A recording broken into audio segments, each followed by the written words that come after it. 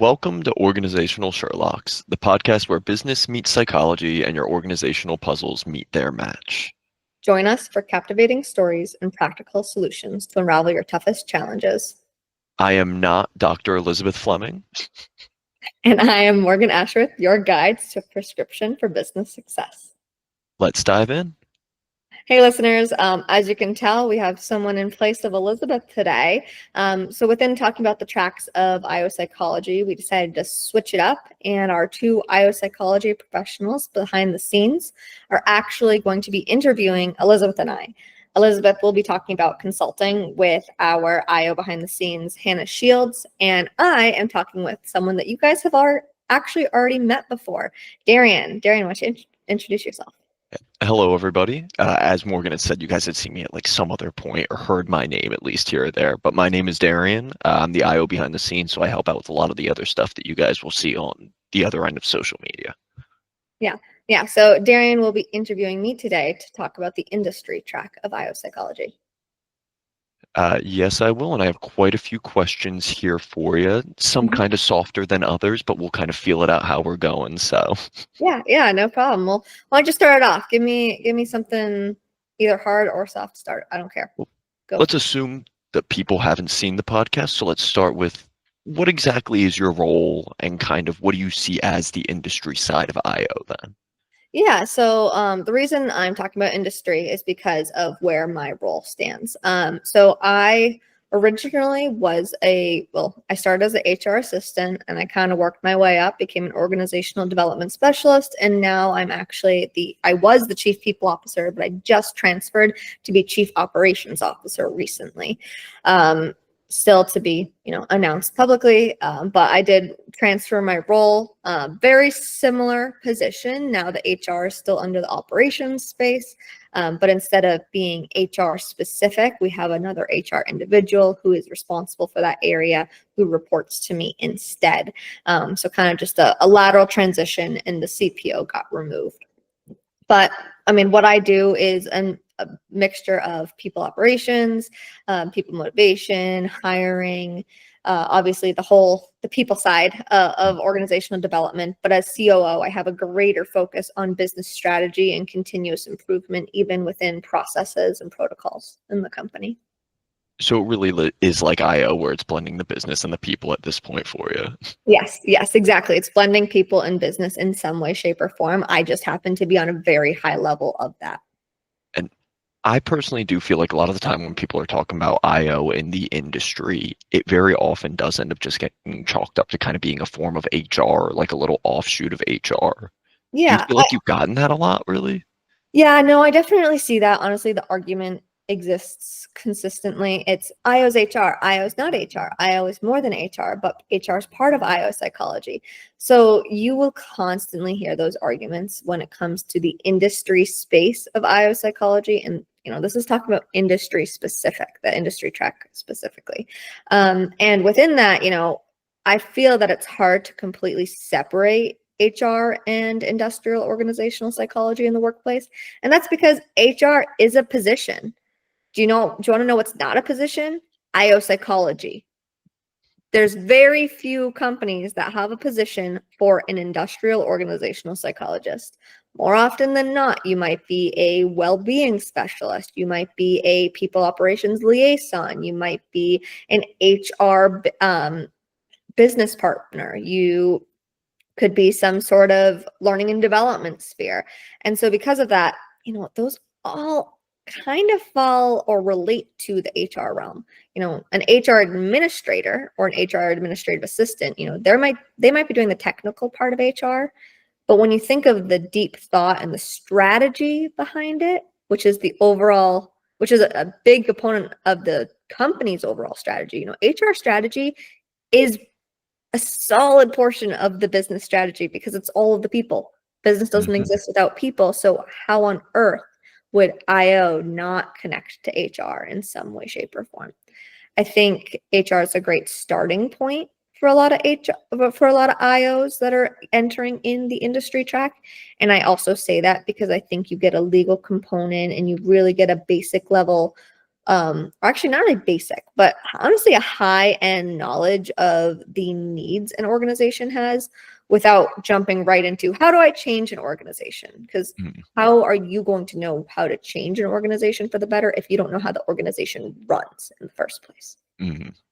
And that's one of the things that through my education and through talking to a lot of people, and I was curious to get your opinion on as well, is I feel like during the actual teaching process for learning about IO, a lot of it is focused on either the people or more focused on the business side of things. I feel like it's not as often that you get a program that's a good blend of the two. So Mhm. did you feel like there was any shortcomings coming into the workplace that you weren't fully prepared for, no one really told you about? I would argue that sometimes entering into the workforce as an IO psychology professional, you're expected to have all the skill sets and have all of the strategies to reach the people and to build buy-in or to train, and you don't. You can't possibly learn everything in school, and that's why internships become really important, as well as, learning from those above you. I can be completely honest. I had training strategies that I came into the workplace with, and they didn't all work. They definitely didn't work, not for everybody, and that's why situational leadership theory exists. But working with those above me, my managers, they helped constructively critique what I was doing based off of what they've seen work since they've been in the industry for and in the company for 20 plus years. Mm, How am I going to keep, like, I can't be at their level with no experience in the company and no experience in the industry. I think that's often also why when you leave a company and started a new one, sometimes it feels like you're starting from scratch. It feels like you're an entry level employee again. mm. Not It's always, but sometimes. it can be like creating those things that you took for granted or hadn't really appreciated before almost. Yeah, but I will say I think I came in with a much stronger knowledge than that the more average employee. I already understood leadership. I already Mm, understood motivation. So guess what? I could even constructively critique myself and give myself personal feedback and utilize the motivation strategies I learned to ensure that I prevented myself from becoming burnt out. In fact, I was actually off for a couple days because I kind of felt like I needed a little bit of time off to help and make sure I'm not getting burnt out. I've been working some extra hours with the transition, and that's perfectly fine. But it's really important that you take care of yourself. And I think I had the strategies to do that without being told what to do. And I also think that I came in with a natural level of knowledge where I was training first level supervisors and I already had more management knowledge than them. Not to say I had like the highest level executive management leadership when I first entered the field, but I had above the basic level leaders mm. knowledge. With you bringing up as well kind of the relaxation aspect of it, like you've talked a lot about leadership, and I feel like a lot of the times leaders tend to lead by example, obviously, and you hear that very frequently. Yeah. But not as often you hear it in terms of relaxation. And I feel like a large part of IO, especially in the industry, is connecting with people, Hmm. their own work-life balance, their personal Hmm. life, how they're taking care of themselves. And by the sound of it, you obviously have a very, very good grasp on it yourself. Yes.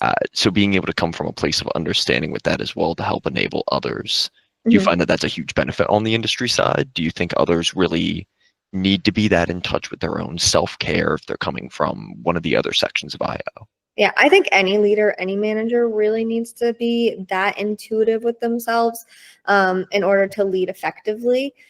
I can say, if you're an industrial organizational psychologist or professional in the psychology realm that is entering into industry and you're going into a management based position, it's critical you understand yourself through and through. Not every position in industry is going to end up being a people manager. It might be more of a technical manager. I know Elizabeth and I have talked about that in the past. You might be, that black and white researcher in the industry realm. But in order to stay unbiased, you even need to be unbiased within yourself. There's always going to be a level of it, Mm, just like I'm going to have a bias towards a certain leadership style over another. Um, but overall, if you have to have that understanding of yourself in order to have a better understanding of what you're trying to change at an organization. mm. And I feel like people a lot of the time are like that, where we're water and we kind of ebb and flow, and it's learning and understanding that and kind of being able to move with that. Hmm. And I feel like that also is applicable to knowledge in the field Yeah. in terms of staying up to date on things 100%. And I know I've heard you talk about micro learning quite a few times before on the podcast. Yeah. So are there any other ways that you've really used that to keep up to date, or are there any new things you've kind of heard about aside from micro learning that you've leveraged recently? I mean, within my micro learning, I'm sure I've seen many things. I was actually recently reading on something about how Gen Z is leading the new charge on the like work-life balance, and it's like a new version of like productivity that they're reaching. You know, they're productive with a lesser amount of time because they're more technologically savvy. They are more in tune with AI and utilizing that for drafting and time saving purposes for themselves. You know, AI is not, you know, there's the risk that AI is the removal of jobs, but I think AI is really the speeding up of jobs in a way, which will give people back time in general. But anyhow, so that's one thing I've read up on. So you can read articles on the different generations and how they're affecting the workplace, especially as Gen Z becomes more and more prominent in the workplace. Some other information I think I was watching, and actually had individuals from SHRM, but it wasn't a SHRM based webinar, and it was a webinar about, you know, the pay versus people, like trade-off, like, are you going to pay more? Is it better to invest in your people by paying a higher salary that isn't technically industry standard in order to keep people, but also how do you know that this is what is truly what's going to retain people? And so it's just challenging yourself to even revisit topics. Like, I've already learned about that topic, but I would love to hear it from someone else's point of view. And in a live webinar format where you can ask live questions is always helpful. And I can do that while I work. You know, I have a dual monitor. I might get a tri monitor eventually, but I have a dual monitor. So on one screen is the webinar I'm watching and more so listening to.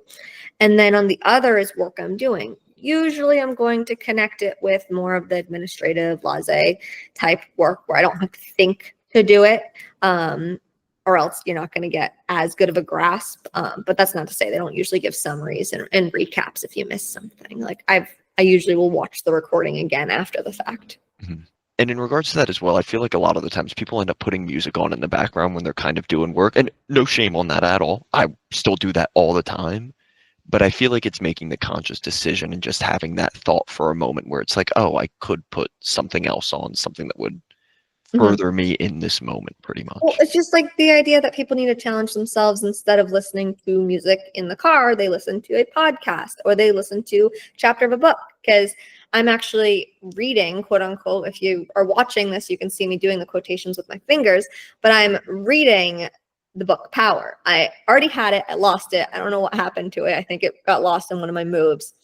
But anyway, I'm listening to the book on Spotify instead.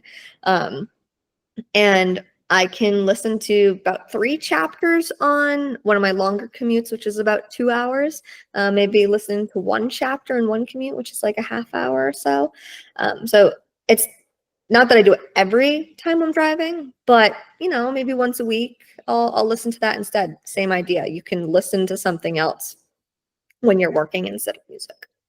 And if your brain starts off slow in the morning, you can always specifically listen to either a podcast if you want to kickstart it or some music if you want to take it easy heading into the day then. Yes, So yes, you have the exactly. dichotomy there still a little bit. Yes, exactly.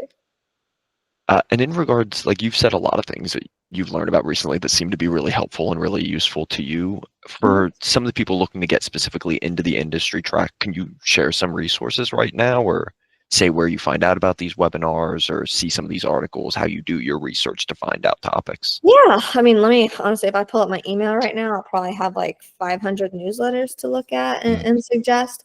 But I will say, you know, SHRM is my first and foremost. I do think, you know, while it is the Society of HR Management, there is so much within HR that it could just be like a diversity specialist, a learning specialist. Like it might be fall under the HR realm because of the HR strategy within business, which is learning and development too, for you learning and development folks. But SHRM would be one of my first and foremost areas. I know SIOP, the Society of IO Psychology, if you become a professional there. I know AIHR. That's another one. They have, some certifications you can do through them, but they also have, some memberships. Trying to see what else here. Trying to kind of go through real quick here. I'll probably have to post a bunch of them because I'm not seeing them in my email as I scroll through here. But finding the local ones, especially, you can join a local chapter for SHRM as well. I believe SIOP has that too, so you I'm can pretty sure as join a well. local chapter. I didn't join local chapters for either. I'm in New Hampshire. The local chapter is usually in Boston for me, and that's too far to travel. I already traveled to Mass for work, so I don't really want to travel to Massachusetts again for get-togethers always. But definitely SHRM, PSYOP, those are two solid nationwide, potentially, SHRM's international. So you really have strong connections you can make, and both of them have conferences you can attend. Yes, it's a cost to become a member, but sometimes when you get into a workplace, they cover that membership for you.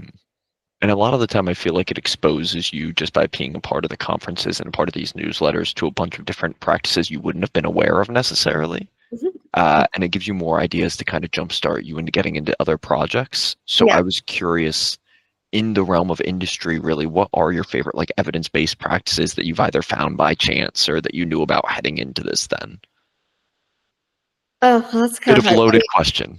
I tend to utilize leadership-based practices a lot. I love the GE studies. There's a lot of GE studies on making on change management in organizations. In fact, I had written a capstone, which I've used in multiple companies since. I've just critiqued it and altered the original blueprint I made, which came from a blueprint from a GE study way back when. Obviously, larger companies are easier to study than small companies, but it does not mean it's not transferable.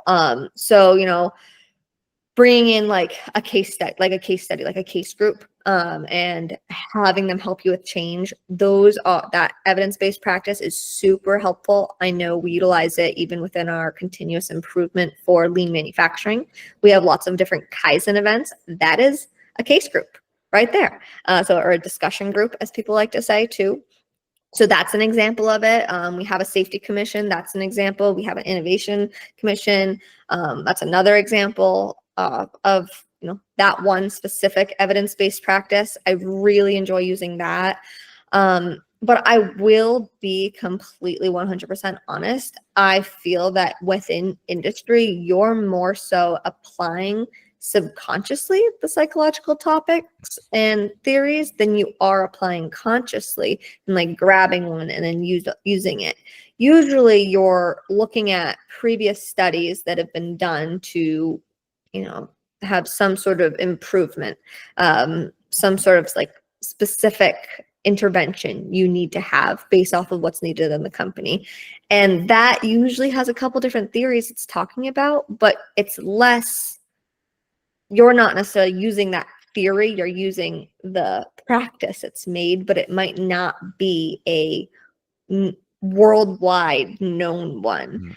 You have to get creative in industry, and you have to get, just like you have to get creative in management on how to engage people and how to make effective change and how to build buy-in, even how to manage performance and how to improve performance at times. And sometimes that evidence-based practice isn't so fun. It might be more of the idea of like a PIP, a performance improvement plan. I actually, because I'd never been on a PIP, I really didn't think of the use of PIPs. I just knew of like corrective actions and coaching conversations. I had never used a PIP until I saw it used in practice. I didn't learn about that in school. I saw it used in practice. And guess what I did? I reversed it. And now I have employees create their own PIPs. And that way they have immediate buy-in and they've written it themselves. A PIP's usually written by a manager for an employee that needs to improve their performance, usually productivity in some way, shape, or form. So let's think sales. Their sales drop. They get put on a PIP by their manager. Well, instead of the manager writing it out and telling them what they have to do, the employee writes it out and they have to think through it. And then you make that employee a more more in tune with themselves. They are more strategic in realizing, what can I do? How can I get creative to figure this out? What do I want to do too? And it builds that buy-in, and then the PIP is finalized with the manager. So that's one evidence-based practice I didn't know of and I didn't use until I entered the industry track. But like I said, the case groups, I use those constantly. And that's something I put into practice immediately. Like there were no regular meetings, but not to the level there are now. Do you think a large reason as well as to why you can't maybe all the time spend as much as you'd want on particular practices is because of the urgency of a lot of situations? Like someone comes to you with a problem and you don't necessarily have the time that someone who's like a consultant may have to process it and look over the problem and reapproach it. It's something where you need something quick. Yeah, I feel like there's always an urgency within the industry track when you're in the corporate sphere. There's always some sort of urgency. And let's also be honest. If you have a team member, an employee come to you with a suggestion of a change, why would you sit on it? Why would you sit on it? If it's going to make effective change in your organization, why would you sit on it? Obviously, if it's not going to work, or you don't know if it's going to work, maybe you sit on it. But if you know it's going to work right away, you should be enacting that change ASAP, immediately. You might need to roll it out or make a plan and then roll it out, but oftentimes you're doing it. And also, if you allow a suggestion to sit for too long, guess what? You're probably going to lose that employee too, because they don't feel like their voice matters. And then over the next 3 to 6 months that you're analyzing it, they become a quiet quitter because they don't feel like their voice matters. That's not the case always, but it could be the case. So if they see suggestions sitting there for a long time, they're not going to think that you really care. They don't see you being actionable. Action matters much more than words. And I feel like a lot of the time having those interactions with people where they're giving you suggestions as well opens you up to ideas you might not have been thinking about necessarily, and gives you like a different perspective on everything, kind of. Well, there's the laissez-faire leadership style, which is the idea that you have you're kind of more hands-off. And so in that essence, you're going to need people to come to you more for suggestions because you don't know the day-to-day. And I know I've talked about it multiple times, and I think this is one of my favorite theories that I do bring up constantly, especially with my managers, but even on the podcast, is the asymmetric information bias. It's the idea that you do not have as much information as those underneath you. You do not know how their day-to-day is going. You do not know what's happening on the floor second by second, minute by minute. Only they do. Just like I don't know what happens in your day every minute. I don't know what's going on in your mind right now. It's asymmetric information. And so if I want to be able to have more ideas and understand what's going on, I need to understand my people and allow them to share their suggestions and what's going on with them. And I feel as though that is more of an industry type of experience. I'm aware consultants obviously talk with individuals and companies and obviously with government as well. I'm sure every track does, but to me, I get the impression that industry, it's the most relevant for that. Yeah, I think it's the most relevant just because of the hierarchies that you see in industry. And, as an IO, you can fall on any level of that hierarchy. I know I'm at the higher level, but you can fall on any level of it. And with that, consulting track, yes, there's asymmetric information. A consultant's never going to know as much, but they're working off the information given to them, and then their job's to try to read around it too. So definitely asymmetric information exists, but there's a different approach to it in industry. Where do you feel like that approach really differs the most between other tracks? Like where in your process does it start to kind of diverge? Like asymmetric information or in general? That might be a big question as well for me to ask. Okay. I think it's a good question. I feel that there are connections between each and every track. We're all practicing with the same theories, the same, ideas. We're coming out of the same field of. Still a lot of overlap. Yeah, there's a lot of overlap, just like there's overlap in HR and IO, right? But anyhow, I feel that internal, industry, you tend to be more of that internal consultant, But that means you're more of an expert on that company. I tend to utilize the idea of the business strategist who comes into a company, and they basically, their job is to work themselves out of a job. Mm. That's the same idea of as a higher level industrial organizational professional. It's kind of to work themselves out of a job. And even you can think of that on the more basic level, improving employee well-being and making programs there. Yeah, that's your job, and but eventually those are going to be in place and they just happen.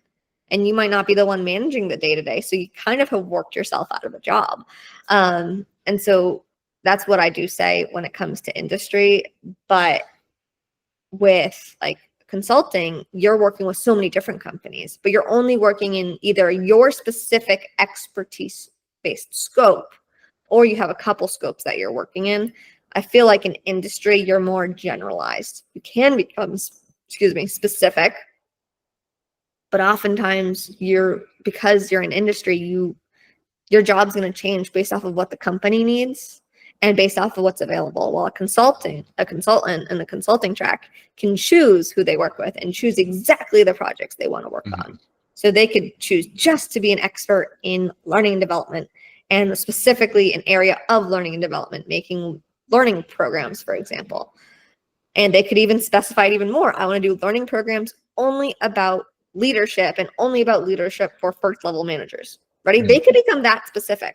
Well, if you're working on L&D, learning and development in industry, you are not going to be doing it for only this group and only that. You're going to do it for whatever the company needs. Separately, I do think that there is overlap with government. Oftentimes we see government, there are IOs in the government industry and the government track who act very much similar to how the industry track is. They're employees working on these same ideas, but they just do it in a government-based setting. So there's some different rules, some different regulations, maybe a couple different approaches. A lot of times there's more gray area in the industry track than the government track, which is more black and white. But they also might be a researcher, or they might be a overall strategist in some way, shape, or form.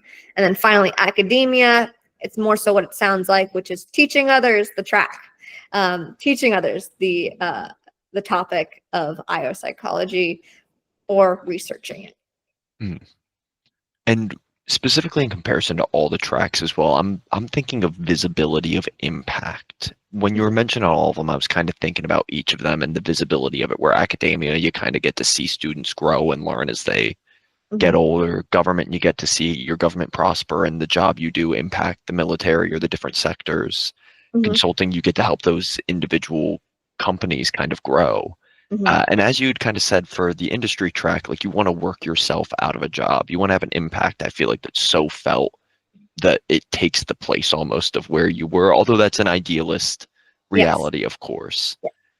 So where do you want to see that impact most then? Like, to you, what is the most rewarding impact to see to get to that point where you've worked yourself out of a job almost? Oftentimes I explain it in almost a picturesque form of, my job is to build the company in a way that builds a new tier in the hierarchy. And that allows the company to grow. So if we build a new tier at the bottom, it's because we've leveled up every tier above that, which has overall leveled up the entire company. And this is why, in an idealist world, I might work myself out of job. But in a normal world, you continue that pattern. So in essence, you're touching almost, not every single person, might not be doing it personally, but you're touching every person, every job, every process. Yes, you might be working in a piece of that, and that's okay. You might be working on the learning and development side, but guess what? You're teaching the bottom new hires to take over the role of the ones that were there, so that the next ones can level up, so that the next ones can level. And you're teaching every single level of that hierarchy to get to level up, right?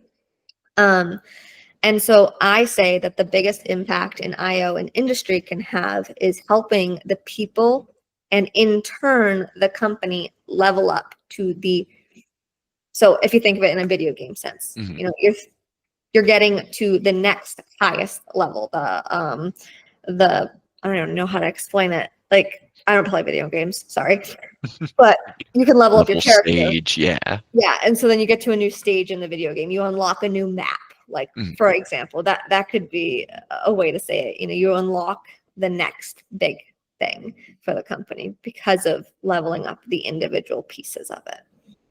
So then I gotta ask, 'cause this was a question I was planning on anyway, but just based off the passion, is that your favorite thing about your work?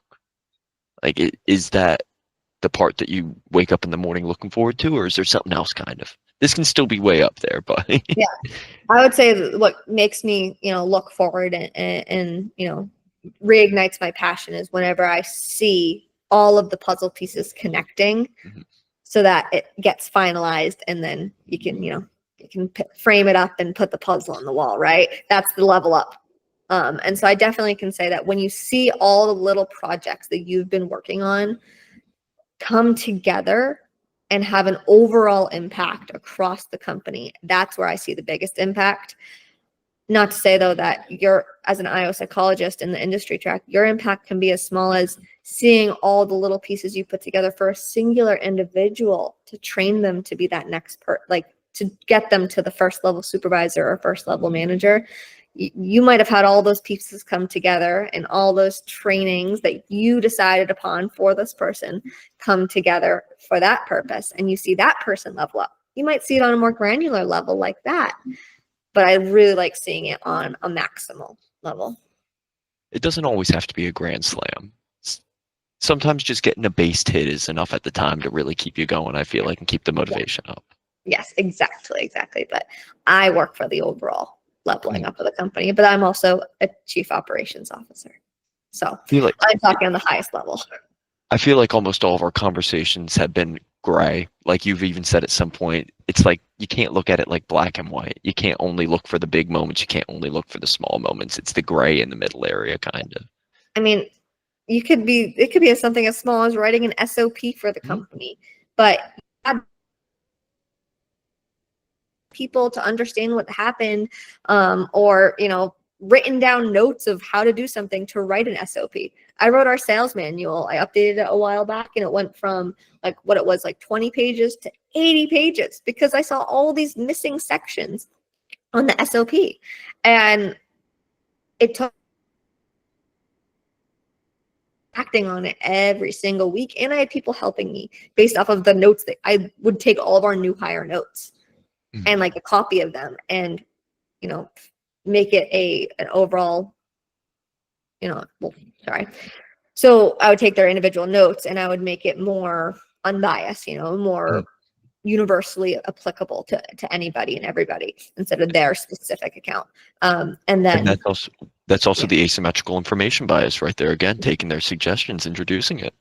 Yes, you can tell I really think hard a lot on the asymmetric information, and that is one of the things I have shown myself to be, is one of the more open leaders, because I want to learn from the people, because if I don't understand what's going on in their day-to-day, I can't improve the day-to-day either. It's business and people. It's not just one or the other. It's about improving one to improve the other, and they work in tandem. Yes, it's the business and the people. You work for the business, but ultimately by improving the business, you're helping to improve the people and their lives and their, whether that be their pay, their position, their happiness, their job satisfaction. I tend to say that I feel we've built a company that people use work as the escape from bad things in life. It's usually the opposite. And I'm really proud to say that that's what we have. And it should be a thing to pride yourself on, honestly, because I can tell you I do not see the most people smiling. The majority of people working are frowning at the time or stagnant. So yeah, they all see that they're working towards a bigger purpose too. It's not like they're working on they might be working on a granular level, but they see the bigger picture. And I think that's something important to note. Actually, that makes me think of something I learned recently, which was something Calendly does in order to connect people back with the mission, because too often people lose sight of the mission. They will send a customer feedback video. So they'll have a customer give a testimonial, and they will send it to each and every one of their team members, including the software engineers. They don't work with the people. They don't see the effect it's having and get to hear it and know that what they're doing matters for the customers, even though they're not working with them. And that's huge. That's really important. And again, part of leveling the company up is reigniting people to their passions, and then as well as yourself. It's the perception of impact, really. It's that ability to understand you did something. You weren't just working on nothing at that point. Yes, exactly. And culture is, I feel like, a part that also largely gets left out of some industry discussions in IO, where you think about the people, the business, but the relationship between the two, I would almost describe as culture. Yeah. I think IOs need to remember that they don't work for the people, they work for the company. And so does HR sometimes. But in order to work for the company, you build the people. I often feel that there's an IO or an HR person who feels they work for the people or they work for the employer. They forget that they work for both, and they're actually the compromise. So they tend to face the most pushback. They tend to face the most difficult situations in turn with that, especially the higher level you get. But it's your job to face that, those difficult situations, those difficult conversations, to bring the two together. And if you're not like that and you don't want to be like that, the IO track might not be your cup of tea unless you want to be more of the entry level learning and development, and that's okay. Or maybe industry is not the track for you. And that's exactly why we're going over all the different tracks we could be doing. Yes. So obviously, if our listeners want to learn more, they can feel free to reach out to us at organizationalsherlocks@gmail.com. I'd be happy to connect with you personally, talk to you more. I've had plenty of mentees in my day and age. I don't have any current ones, but that's because of the transition. I wanted to make sure I was solid there. But I mean, Darien here, he was one of my mentees, and now he's on with the podcast and he's interviewing me to allow you guys to learn more. So if you want to learn more and you want maybe to even talk about your wants, let's connect. Sounds perfect. And if I could end off with one more question real quick. I was curious to set the bully pulpit down in front of you for just a moment and ask if there's one topic really you feel is not discussed enough in the industry. If you feel like there should be more conversation on it, it's just kind of lacking. That's a hard one. I feel like I might have kind of alluded to it, but it's the idea that your overall goal is business success. That is your overall goal. So you might not only work in the people realm, and you might need to develop an expertise somewhere else.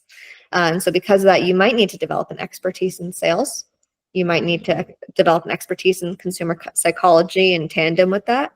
You might need to develop an expertise in lean manufacturing like I did. You might need to develop an expertise in legal strategies behind companies. Guess what? I went back for a master's in legal studies. You didn't necessarily need to do the full master's, I'm sure, but if you have someone to look to, it is your job to learn, to ensure that you're bringing the company to that next level, and to stay on top of the subjects and the teachings from our realm. But it might be greater than our own realm of what you apply those teachings. So be ready, because you're going to find yourself an expert in weird ways that you did not expect to be. I mean, how are you going to develop a learning program for, let's say, for machine operation, if you don't know what the machine is, if you don't understand it, if you don't see it, if you don't basically know how to use it through and through yourself? So be ready to become an expert in different ways and have a plethora of knowledge, and sometimes really odd topics or odd facts and thanks to it. Be that sponge of knowledge. Remember, you work for the company, and know that in working for the company, your expertise might spread away from IO psychology too. It just gives you more fun facts if that's the case, though. So you got more knowledge to share either way. Yeah, I'm like a cannon of fun facts. And that's always good. I'll never complain about hearing one. So you know you won't have me saying anything. Yeah, definitely. Oh, well, thank you, Darien. I really appreciate you running the interview today. And thank you, listeners. I hope that this was a great podcast for you guys. Yeah, it's been an absolute pleasure being able to be on and interview and kind of chat and get to show my face to everyone again. It's been an absolute pleasure. Yeah, great. Well, this concludes another intriguing episode of Organizational Sherlocks. I'm Darien Chismar. And I'm Morgan Ashworth, reminding you that the journey to success is an ongoing investigation. Stay curious, stay strategic, and keep utilizing insights to decode your business mysteries. Join us every Tuesday for your next Who Done It. This is Organizational Sherlocks closing today's case.